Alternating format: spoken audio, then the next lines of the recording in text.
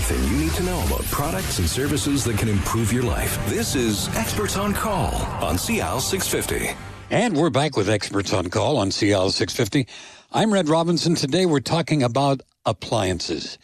And in studio with us today is Jack McIver.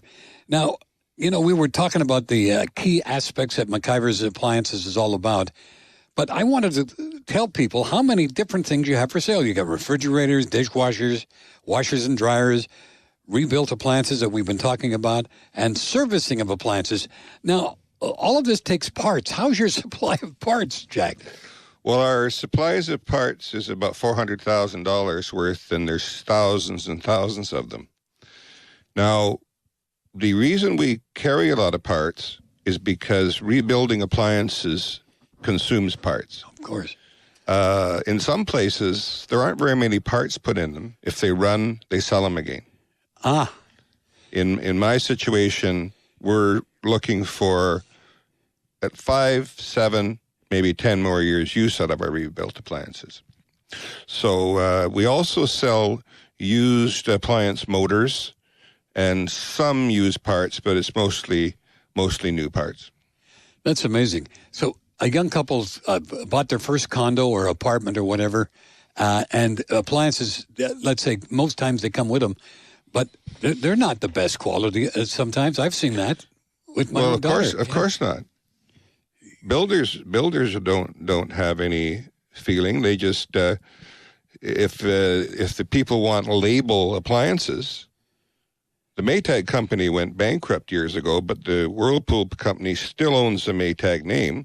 Right. And it labels it all on this contract stuff, which is the 3 to 5 year life expectancy. Is that it? Yeah, and sometimes the fridges leak and the computers go, and there's all these things, and it's not a happy story. Tell me when the builder goes shopping for you. No, that's right. But there's something I wanted to ask you. You just mentioned the word computers. I do not have a lot of faith in them because I've seen things go wrong with computers. You kind of stay away from computerized appliances, don't you?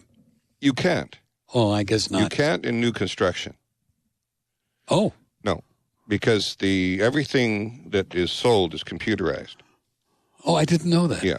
So that's why when people have bought 2 or 3, sets of appliances maybe, or that they get to the point where they say, well, what can I do? Well, the washers and dryers we sell don't have computers in them. And that's a good thing. We have rebuilt appliances that sometimes people buy and get instead of being tied into a computerized dishwasher. So there are things that can happen, but the manufacturers in the United States, for instance, are forced by the government to make the washing machines use less water. And now you buy some machines, they don't even have a deep rinse. Oh, I didn't know that. No. No, I didn't know it either till one day I had one in the shop, and the one that we had in the shop was a commercial Hibsch, and they have a way of you can get the full rinse, right, and you can get longer wash time by adjusting the computer with the diagram, and which I have done to a lot of them. Raise the water, get the time up, right, and make the thing pump out the water, spin, get more water, right, agitate, right, and then spin. But a lot of them, it's dirty water that they're rinsing in. You've had an amazing career, and your company, of course, is outstanding.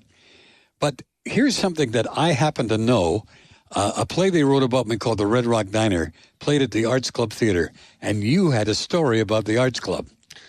Yes. Years ago, the movie industry and the theaters around town here, they need something for a show. Now, the Arts Club took a show on the road. Oh, yeah. They do it every on year. A trailer, and they needed portable. They had a fireplace up on this trailer, and they needed a burner put in the fireplace, a propane burner put in the fireplace, and the safety stuff, that goes with it. Right. And the right amount of flame and all that stuff. And we made that all up for them, and they used it for several years. It may still be around, I'm not sure. Well, probably. Now, the entertainment industry, I know you supplied fridges, to the industry, and to the movie business, too. You get involved with all of this. Yes. Rent to them, right? Well, we rent to swim meets at UBC. There's all kinds of things because no one will open stuff out of a crate and send it out for rental and bring it back, except me. Now, that's interesting. Like, if I call a big box store, they're going to send it to me in a crate. There's no way. You have to buy it. There's no renting it. No, I understand. But that's another thing, I guess, to talk about. When you buy something... What I meant... go ahead. What I meant about uncrating it is I uncrate $1,000 all refrigerator or freezer, right? And I rent it to them, and then I bring it back, and then I retail it at a discount. Ah. That's how I do it, but they don't do it that way. No. And remember, years ago, they don't have it anymore, and it's sad because it was great, the Hadassah Bazaar. Yes. You were always up front with them. Yes, I know. At the peak of that, I did that for 20 years. And at the peak of that going on, we had 100 appliances in the P&E. Yeah. Freezers and stoves, because they do all the cooking and everything up there. Of course. Fridges and all that stuff. And then I had that Rolling Stones came to town, and they wanted a big freezer, so we sent down a 25 cubic foot freezer, and they filled it up with beer. With what? Beer. Oh. There's an insight. Yeah. Talking about the Rolling Stones, I've got a book coming out called Red Robinson, The Last DJ, and I've got some stories on the Rolling Stones, but I've got to get you a copy of that book. Thank you. It'll be out October 22nd. Ladies and gentlemen, but go to Amazon.ca and see it there. Now, here's something I wrote down. You can say route or route sheet. Well, what is that? What is a route sheet? What that is, it's it comes off the computer. First of all, you assemble it. All the service calls have invoice numbers, so right. Each invoice number gets timed.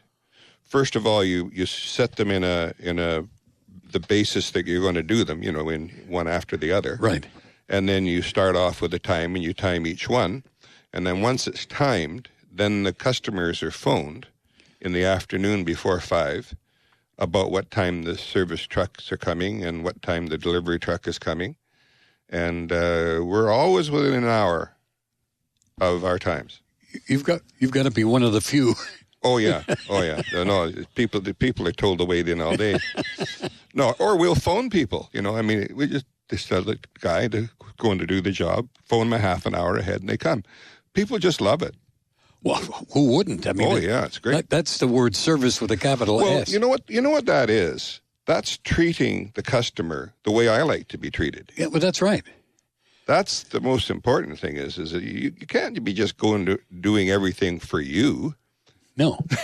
It's supposed to be the customer. Not one-sided. Not one-sided at all. I don't think so. Now, tell me something. We talked earlier about energy efficiency. Now, can that mean big savings, or is it just a philosophy? What is it? Big BS. I thought so. The products don't last long enough to give you any return on investment. So it wouldn't matter if they weren't efficient. Right. And by making fridges energy efficient, they downsize the compressors, and they wear out faster. I don't think the average person knows what they're up against when they go. Oh, they do. They do? They're coming. Oh, yeah. I call it the maturity of society. Oh, interesting. So you want mature customers, is what you're saying. See, that's right. Right? Then they begin to listen.